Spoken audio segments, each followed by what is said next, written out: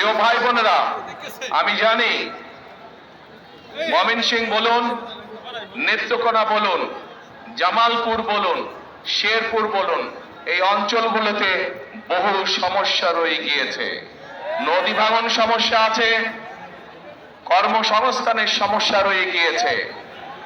বিভিন্ন জেলাতে, বিভিন্ন উপজেলাতে ব্রিজ, স্কুল, কলেজ নির্মাণ, রাস্তাঘাট, কালভার্ট এগুলোর সমস্যা রয়ে গিয়েছে, যেগুলো বিগত এক যুগেরও বেশি সময় ধরে সংস্কার বা নতুন করে করা প্রয়োজন ছিল, কিন্তু কোনো কাজ হয়নি। হয়েছিল?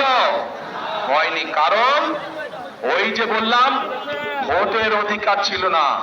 যদি ভোটের অধিকার থাকতো তাহলে জনগণের সমস্যার সমাধান হতো।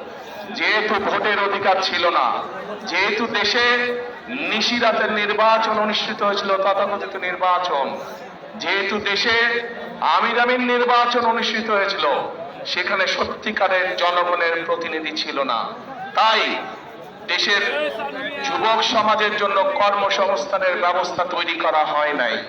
তাই এলাকার মা বোনদের সমস্যার নিরাপত্তা নিশ্চিত করা হয় নাই। তাই শিক্ষা ব্যবস্থাগুলোতে সঠিকভাবে শিক্ষক প্রেরণ করা হয় নাই। তাই উপজেলা হাসপাতালে বলুন অথবা ডিস্ট্রিক্ট হাসপাতালে বলুন না কেন, সেখানেও সঠিকভাবে ওষুধপত্র, ডাক্তার সরবরাহ করা হয়।